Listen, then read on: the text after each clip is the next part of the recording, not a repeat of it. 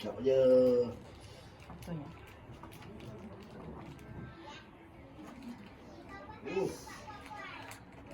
Tulang belakangnya enak sangat.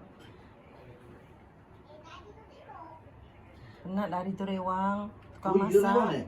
Iya. Itu rewang Jawa tu ya? Heeh. Oh. Tukang masak mah tahu. Oh, sini tangan ni. Engkau cakap Jawa tu. Tak cakap Jawa. Itu yang Aduh, sukan Sukan kat Matuk sana. Matuk siapa? Ini kebas malam ya? Ya. Menang apa? Kau tak pernah lihat? Tak pernah lihat kat sini ya? Mama? Mama ada menang tak? Entah. Mana menang dah masak je. Sawat. Yang masak kau dengan siapa? Angan ciknya. Oh, ngaciknya. Oh, lagi? Ada suku. Dia orang makan. Dia orang masak. Ada. Adik-beradik semua. Abang cik semua. Dia orang masak. Yang sukan budak-budak aja.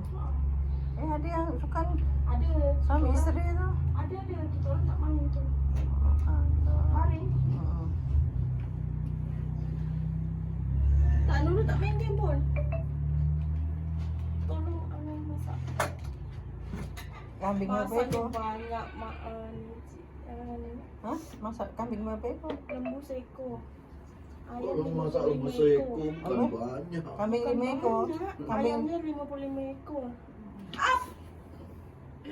kenapa tak panggil? Tulang belakangnya sangat. Kenapa tak panggil tukang masak tolong anu? Tak ada orangnya kata nak rewang tapi tak rewang. Nangis dulu biar hilang batoknya. Siap. Tulang belakangnya. Enak. Kenapa tulang belakangnya?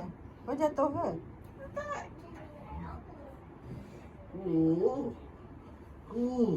Dah macam di hammer ni.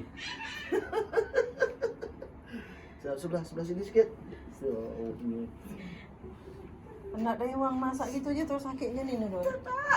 Kita Diri sana. Kan dah hilang batoknya. Diri sana. Kehilangan batoknya.